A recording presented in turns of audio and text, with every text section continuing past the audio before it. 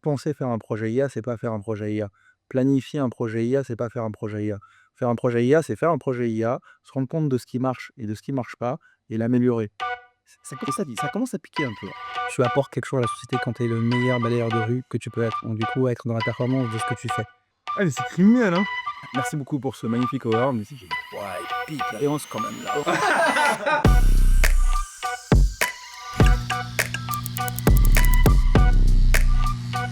Bonjour Moussa, Bonjour Edouard. bienvenue du coup dans The Ninja Talk. Moussa, un jeune dirigeant chez Gemini, malien, sénégalais, ivoirien d'origine, marathonien et iroxien, m'expliquera après ce que c'est, et petit génie qui a eu son bac à 14 ans. C'est vrai. On est très content de t'avoir là et merci d'avoir fait le déplacement jusqu'à Lyon, vers ce tournage. On m'a dit qu'il allait y avoir du poulet, des sauces piquantes et une belle conversation. Bah, je suis venu, hein. Du coup, le concept, je sais pas si il est assez clair, mais on va te réexpliquer un peu le concept. On a 10 sauces piquantes, donc de la sauce qui est la moins épicée, moins pimentée, jusqu'à la dernière qui s'appelle la bombe. Tu verras à peu près au moment où tu vas la goûter, tu vas comprendre pourquoi on l'a nommé comme ça. L'idée, c'est de passer un bon moment et qu'on puisse vraiment profiter de ça ensemble. Tu verras qu'on a une notation des différentes sauces. On appelle ça l'échelle de Scoville. Est-ce que ça te parle, l'échelle de Scoville? Un peu trop long. Alors, c'est vraiment, vous mesurer le degré de piquance d'une sauce. Et globalement, ce qu'il faut savoir, c'est effectivement, pour une goutte de piment, on va avoir un chiffre pour dire qu'il faut tant de gouttes d'eau pour diluer le piment. Donc, si je te dis 10 000, ça veut dire qu'il faut 10 000 gouttes d'eau pour qu'une goutte de piment, on ne la ressente plus du tout en bouche. D'accord, OK, OK. Donc, on part effectivement ici, on est à 15 000 et on monte jusqu'à 1 million. Pour t'aider, on a quoi? On a des jokers. Alors tu vas voir, quand on prend des sauces piquantes, des fois, on a, besoin d'éteindre un peu le feu. Il y a différentes écoles. On a préparé effectivement du miel. Tu verras, on a un petit peu de yaourt, du coup, à la vanille qui peut t'aider un peu. Oh, trop bien. On a su que tu étais un grand amateur de Rainbow, donc à préparer, aussi le Red Bull pour toi. Ça n'a aucun effet sur le piment, mais on s'est dit que ça pourrait te faire plaisir, donc on a préparé ça. Ah, c'est super.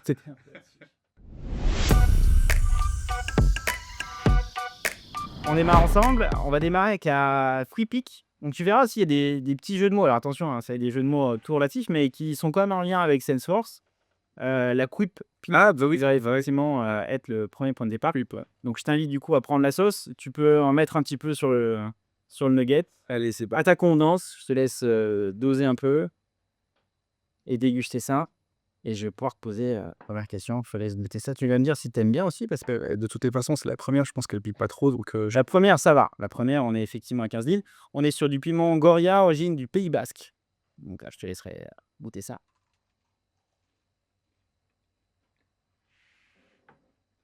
C'est assez léger. ouais, là, on est plus sur du poivron que du piment, là, mais C'est assez léger, on démarre tout doucement. Et du coup, la première question, on sait que tu es un amateur un petit peu de restaurant, que tu sors souvent un peu à Paris. ouais. Si on avait un restaurant à recommander, on est de sortie effectivement avec son conjoint, sa copine ou autre. Est-ce que tu as une adresse à nous donner? Ouais, alors j'ai un restaurant que j'aime bien, mais c'est parce que j'aime bien aussi, tout ce qui est musique, tout ce qui est jazz et cetera et je pense au Blizzard. C'est un café jazz, concrètement, c'est tu peux y aller pour dîner et ensuite il y a un artiste qui vient. Il y a pas mal de nouveaux artistes qui viennent pour, performer sur la scène et c'est super intéressant, en fait et du coup, tu passes un bon moment en mangeant et juste après, du coup, tu as un concert privé, de quelques nouvelles personnes qui se produisent sur scène. Ouais, ouais, moi j'adore la musique, donc du coup j'adore, ce genre de restaurant et en fin de soirée, bah, du coup, tout le monde se lâche et puis, ça passe partout, quoi. Donc ouais, donc le 10 à Paris, ouais, moi j'aime bien, ouais. En plus, c'est sur les quais de Seine, donc c'est pas mal, ouais.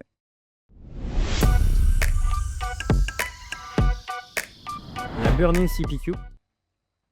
Tu vas voir, on a un peu d'ail, un peu de thym, du romarin, de l'origan, du piment frais. Elle est pareil, monte un petit peu. Là, on est à 15 000 du coup, sur l'échelle de Scoville. CPQ, faudra que tu mettes à jour, hein. Maintenant c'est RC, hein. Ouais, ouais, ça va trop vite cette fois.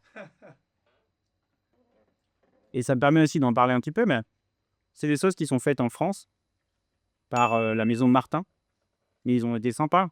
Ils ont accepté qu'on utilise vraiment leur sauce, mais qu'on mette quand même nos petites blagues et nos petits étiquettes. Donc sauce française et une maison au top. C'est super bon, ça pique ce qu'il faut. Je suis à la deuxième, je pense que ça commence à monter déjà un peu. Je me dis, mais il en reste encore. J'ai à parcourir. Et surtout qu'il y a vraiment un gap ici. Ah, je crois qu'on passe 150 à 800 d'un coup. Tu vois. Donc, parmi CPQ, on sait que tu travailles beaucoup chez Gimini et tu as vraiment été là au tout démarrage. On a aussi su que tu étais quelqu'un qui avait des petites spécificités quand il était dans son cadre de travail, notamment pour la réponse des appels d'offres. On m'a expliqué que tu avais répondu à un appel d'offres à plus de 5000 mètres d'altitude pendant que tu étais en train de faire l'ascension du Kilimanjaro. Et là, il va falloir m'expliquer déjà, est-ce que tu as gagné l'appel d'offres et comment tu as fait pour faire ça? Ouais, ouais, c'est une très belle histoire, effectivement. Donc, on avait un gros appel d'offres qu'on devait rendre pendant l'été. Donc, le client a trouvé intéressant de demander à plusieurs intégrateurs, donc on était 4 sur l'appel d'offres, de répondre à l'appel d'offres pendant l'été. Et du coup, l'idée, c'était de répondre sur route. Sur route, nous, on avait prévu avec Yacouba, mon associé, et 2 autres amis d'aller faire l'ascension du Kilimanjaro. Sauf qu'à un moment donné, il faut quand même répondre à l'appel d'offres. Donc, OK, il faut avancer sur la vie privée, mais il faut aussi trouver un juste équilibre avec des gros appels d'offres qui sont intéressants et sur lesquels tu peux potentiellement faire de la croissance et mobiliser beaucoup de gens. Et donc, on est la veille de l'ascension.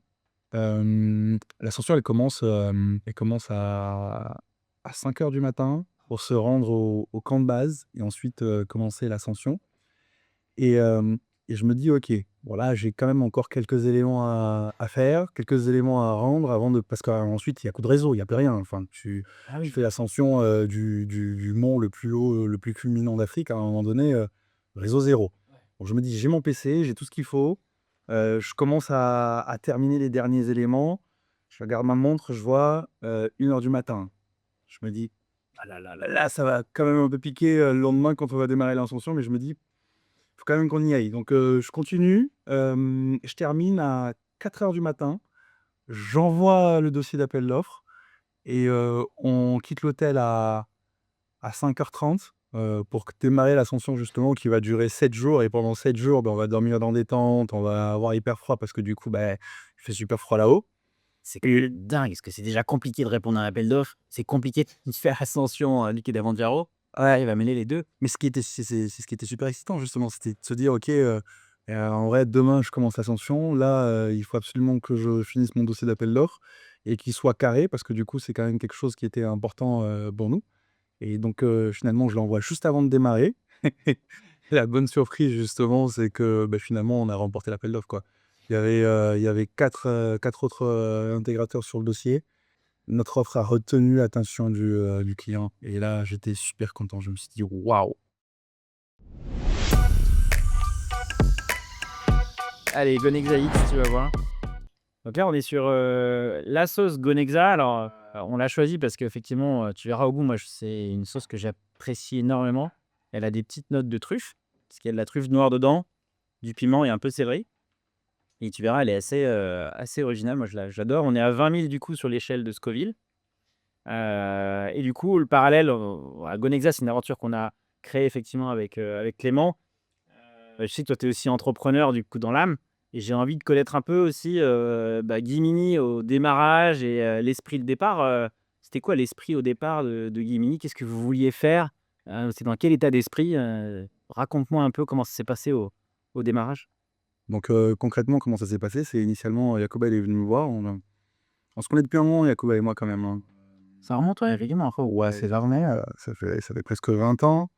10 ans plus tard, on se revoit, on se retrouve dans le même cabinet et lui, il me dit, «J'ai envie de lancer quelque chose, sur du Salesforce.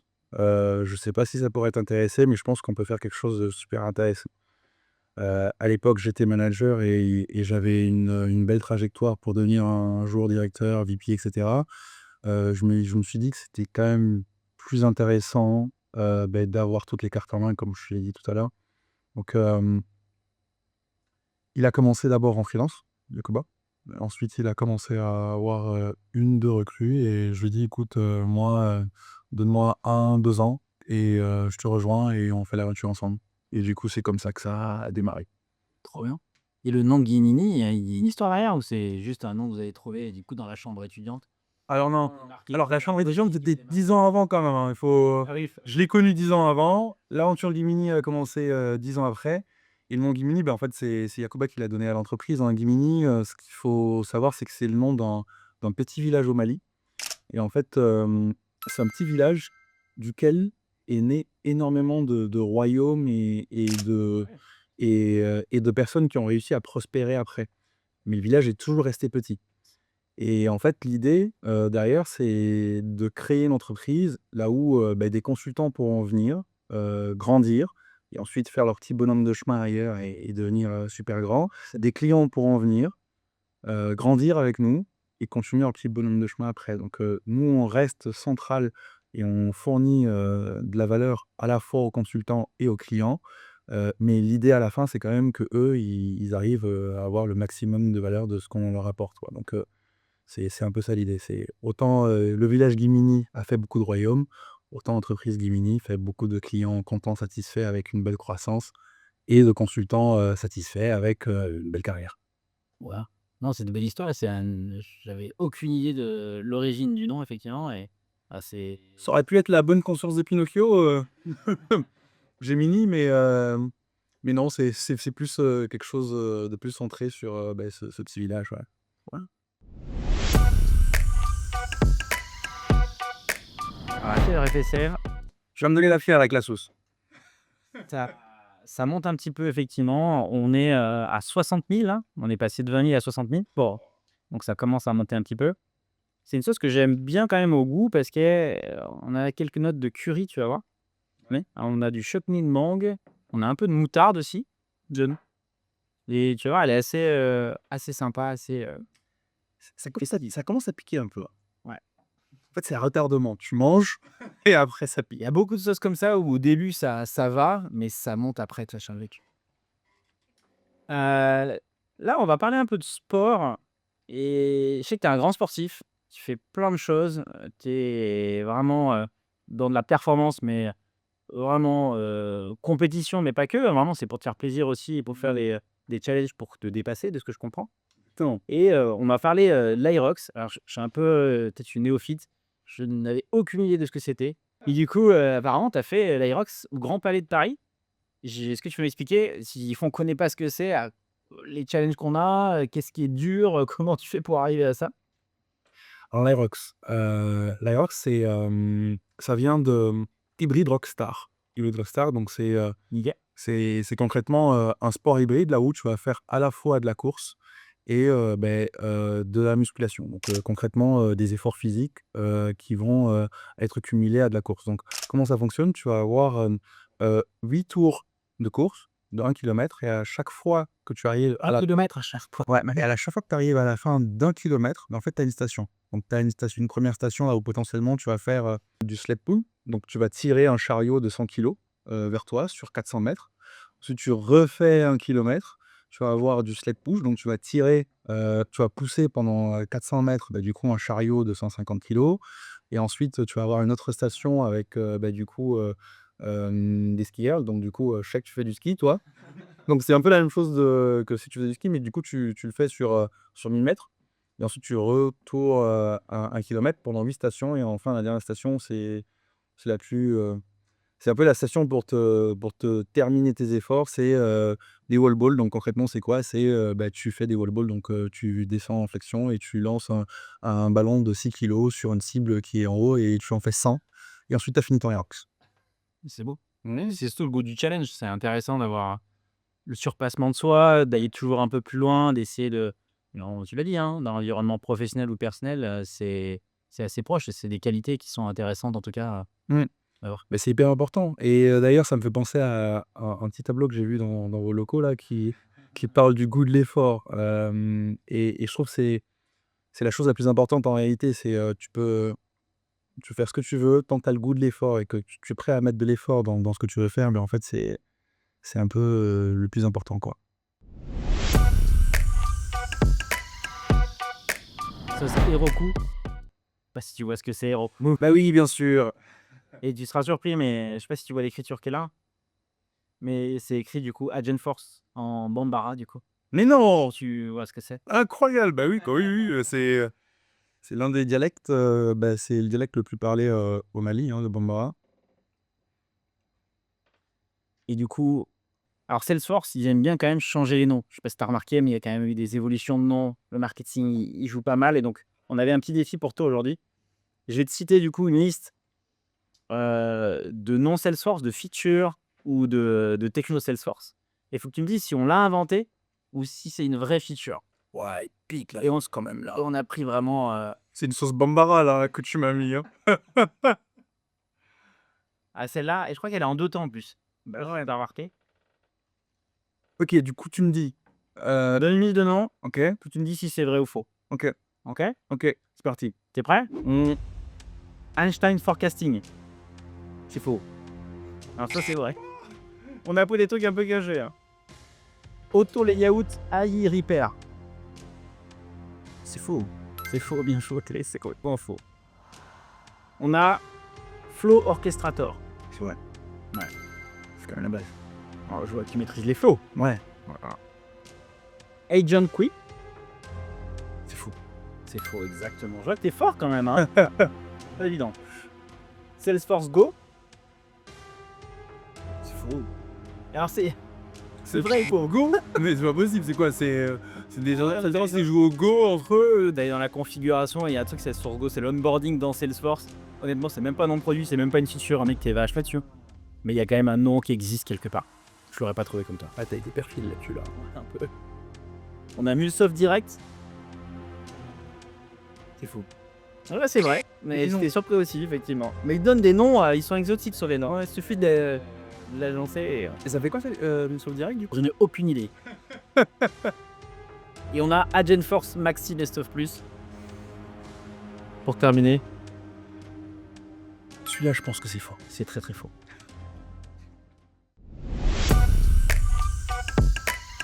Alors, on va passer au baiser de MC. Donc, MC Leur Marketing Cloud. Exact. Allez, toi, le baiser du marketing. Donc là, on monte à 75 000 quand même sur l'échelle de Scoville. On est sur des piments fumés, tomates, ail, et ça va apparemment très bien avec le barbecue. Donc normalement, à partir de ce moment-là, tu as les sauces qui sont déjà sur les tenders, mais tu Comme peux ouais. un peu. C'est vrai, mais je vais t'en rajouter, écoute. On est allé voir des... Alors, je sais pas si c'est des amis ou des connaissances au Bim Bim Bar. On va te parler normalement. Et ce qui est assez dingue, apparemment, c'est un restaurant auquel tu vas régulièrement, que je comprends. Ouais. Et apparemment, quand tu vas pas là-bas, tu as tellement honte de ne pas y aller que tu leur t'étais en vacances. C'est quand même terrible. Donc du coup, pour leur rendre hommage, on s'est dit qu'il fallait quand même que tu leur dises, en tout cas, que tu concoctes une sauce qui serait la sauce pour le bibimbap. Donc ça serait quoi la sauce Moussa édition pour pouvoir leur aller à tous les plats que tu prends et que tu choisis là-bas. Mais la sauce à la truffe, elle était pas mal. En réalité, ouais, je pourrais la proposer au bibimbap parce que non, le bibimbap, c'est un petit resto coréen, du coup, qui fait, des bibimbap, hein, c'est des bibimbap, ouais. Et moi, j'ai la fâcheuse tendance à être dans l'efficacité, pour, le déjeuner. Ouais. Donc, les premières fois où j'y suis allé, service hyper rapide. En 5 minutes, tu as ton plat. Tu rentres avec au bureau, tu manges et tu peux continuer, ton après-midi. Et du coup, j'y vais tous les jours, quoi. Tous les jours. Je sais que ça me prend pas beaucoup de temps, que je mange super bien mais vraiment tous les jours. Donc, quand j'y vais pas, ils le savent. Quand j'y vais, limite, ils savent exactement ce que je prends, Ça commande ouais, apparemment. exactement. Et ça t'arrive, t'as même pas besoin de dire. Exactement. Bah, ouais, bah, c'est aussi ça qui est bien dans le service, c'est que, du coup, quand tu as, quelque chose qui te plaît et un service qui te plaît, tu continues à y aller et les gens te connaissent et du coup, ils savent, quoi te donner et ce qui te fait plaisir. Donc, mais c'est ce qu'on essaie de faire avec nos clients aussi, hein, c'est, avoir une qualité de service qui fait qu'ils reviennent vers nous, tout le temps et qu'ils soient satisfaits. Et du coup, Lumar a réussi à faire ça avec moi. Donc, c'est vrai que j'ai la fâcheuse tendance à pas vouloir décevoir, les gens qui me font du service de qualité. Rue Saint-Lazare.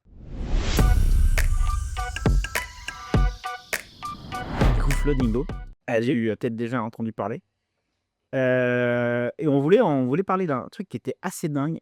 Je n'en croyais même pas mes oreilles quand je l'ai entendu. Est-ce que c'est vrai que tu as été victime d'un braquage à Grenoble? Il va falloir que tu nous expliques comment, pourquoi et qu'est-ce qui s'est passé? Ouais, ouais, effectivement, c'était un peu dans mes années étudiantes, hein. On était sortis avec un groupe de potes en discothèque. Donc, Un braquage? ouais, non, en fait, ce qui s'est passé, c'est, on sortait de discothèque et là, on était en train de discuter et à un moment donné, à l'arrêt de tram, donc, le premier tram pour rentrer à la maison après une petite soirée. Et là, j'ai mes 2 potes qui sont en train de discuter. Il y a un des jeunes du coup, qui passe à côté de mon pote et du coup, qui lui tape à l'épaule. Et mon pote, il lui dit: «Qu'est-ce qu'il y a?»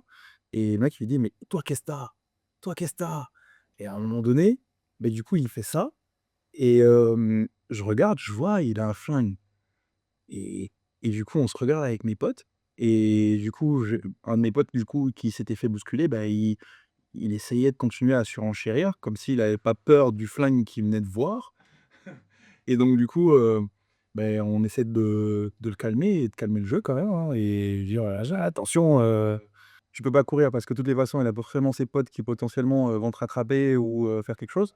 Donc du coup, on est resté calme, et on est rentré dans le même tram que lui. Mais non.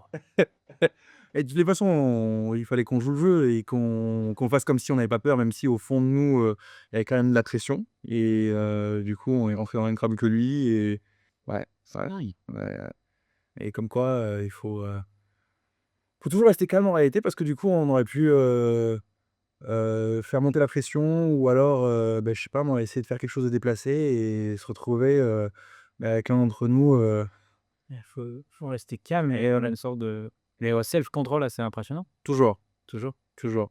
Bah, bravo, content qu'il soit. Merci, merci, merci. Je suis content d'être avec vous aujourd'hui, hein, 15 ans plus tard.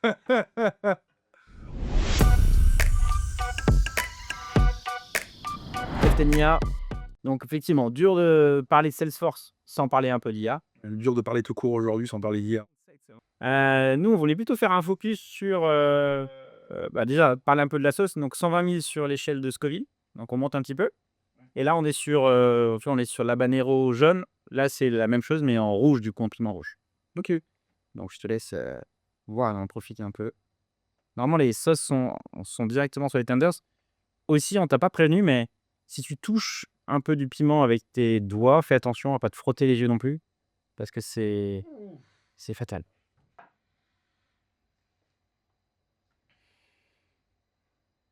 Je te laisse, 2 petites secondes. On va le goûter. Je pense que je les finis pas, Edouard, les sauces, hein. Là, Ça commence à monter, clairement. Qui dit IA dit Salesforce, qui dit Salesforce dit Dreamforce. Tu reviens assez récemment, en fait, c'était pas il y a si longtemps que ça, Dreamforce. Qu'est-ce que tu en retiens? Et surtout, de me faire une sorte d'explication, mais comme si j'étais un enfant de 6 ans. Et c'est très simple pour moi, hein. C'est, si je devais résumer, Dreamforce en un mot, ce serait, fluidité. OK. Fluidité pourquoi? Parce que, depuis tout à l'heure, on parle de pas mal de choses de Salesforce. On parle de marketing cloud, donc du coup de marketing. On parle de field service, FSL, donc la gestion des interventions terrain. On a parlé de flow et en fait, tout ça, c'est des briques qui aujourd'hui, sont sur la même plateforme, mais qui bénéficiaient pas forcément, d'une fluidité extrême sur, la partie IA. OK. Aujourd'hui, ce que l'IA apporte dans Salesforce et les nouvelles briques, du coup, le marketing, on a un marketing on cloud, du coup, qui est présent sur, la plateforme Salesforce maintenant. Ce que ça apporte tout ça, c'est de se dire que, de l'acquisition du client jusqu'à, l'édition du devis et les interventions, en fait, on va pouvoir avoir des agents IA qui vont te permettre de simplifier tout ça. Donc, tu vas avoir un agent IA qui va te permettre de faire ta segmentation, de tes clients, de pouvoir, générer des campagnes automatiquement par rapport à l'attrait que les différents clients ont pour ton produit. Une fois que les intérêts ont été captés, tu vas avoir ton même agent qui va pouvoir utiliser le moteur de devis de Salesforce pour pouvoir générer des devis intéressants et produits qui peuvent être intéressants pour le client. Là où à l'époque, en fait, tu avais besoin forcément que le commercial, à un moment donné, édite son devis par rapport à l'intérêt que le prospect a apporté à ces différentes campagnes et qui va aller jusqu'à la planification potentiellement de l'intervention si jamais il y a besoin. Donc là où avant on avait un peu des agents, enfin juste à Dreamforce récemment, hein, des agents un peu silotés par différentes thématiques, on a atteint ce niveau de fluidité dans les différents processus métiers, là où un agent IA va pouvoir travailler en autonomie pour pouvoir permettre l'acquisition jusqu'à la signature et les interventions chez le client. Donc, si je devais résumer Dreamforce en un mot, et c'est ce que j'ai vu en allant voir un peu les différents clients, parce qu'il y avait à peu près 70 clients qui témoignaient sur leur implémentation de Dreamforce. Mon mendiant, mais pas 70 clients qui témoignaient. Ouais. Et du coup, je me promenais un peu entre les différents pods et je demandais aux clients, hein, et c'était quoi leur cas d'usage qu'ils ont mis en place et j'ai toujours trouvé en fait cette fluidité entre, beh, l'acquisition marketing jusqu'à, au devis et jusqu'à même les interventions terrain. Donc, c'est, c'est vraiment cet esprit plateforme qui aujourd'hui, prend tout son sens à travers l'IA et l'autonomisation, quoi. Alors on passe à la sauce Apocalypse. Donc là, on est sur un piment qui est assez célèbre, qui s'appelle le Carolina Reaper, Carolina Reaper. qui est le piment, un des piments les plus forts au monde. Mais non, si. On m'avait dit que sur les nuggets, il y avait déjà du piment, donc Ah, je peux rajouter un peu, je pense que ça va aller là. Ça aurait été sympa, ils en ont pas mis trop.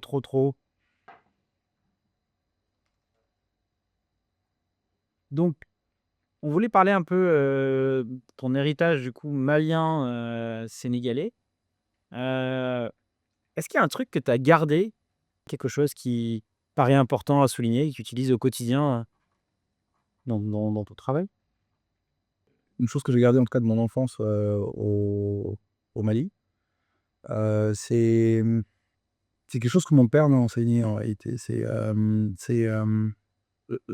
Quand j'étais petit, je me promenais souvent, avec mon père justement et on voyait, du coup des balayeurs de rue, on voyait, des gens qui montaient sur les poteaux électriques pour un peu mettre les différents raccordements et j'étais toujours impressionné par ce qu'il faisait et par la façon dont il s'appliquait et j'en parlais avec mon père justement et ce qu'il me disait c'est, «Mais tu vois en fait, on peut peut-être négliger le travail que ces personnes font parce que ça nous a l'air, tellement, naturel de voir des routes, bien pavées, ou du coup, des raccordements bien effectués. En fait, si on en tire bénéfice aujourd'hui, c'est parce que chacune de ces personnes-là en fait s'est dit qu'elle allait faire le meilleur de ce qu'elle pouvait dans ce qu'elle faisait». Donc c'est un peu la phrase qui dit, en fait, tu peux être, balayeur de rue, en fait, tu apportes quelque chose à la société quand tu es le meilleur balayeur de rue que tu peux être. Donc du coup, être dans la performance de ce que tu fais. C'est quelque chose que du coup tu transmets au sein de Gimini, c'est des valeurs que vous arrivez à transmettre? C'est pas évident à transmettre, cette valeur du travail et Alors oui, alors c'est plusieurs choses. La valeur du travail, c'est effectivement, sensibiliser les gens au fait que, en fait, chaque chose qu'ils font a un impact par rapport au service qu'ils délivrent. Aujourd'hui, on est une entreprise de service et le mot-clé en réalité, c'est service. Donc, tu rends un service et tu peux faire ce que tu veux. Si ton service, il est pas bien rendu, tu n'as pas fait ce pourquoi les gens, t'ont appelé et donc aujourd'hui, on essaie d'inculquer ça, de responsabiliser les gens sur chaque tâche qu'ils font au quotidien, mais aussi et surtout de leur donner les moyens de le faire. Parce que, on est d'accord que si tu es balayeur de rue et qu'on te donne, beaucoup plus d'instruments qui fonctionnent bien, en fait, tu auras beaucoup plus rapidement fait, de faire en sorte que, tout soit clean.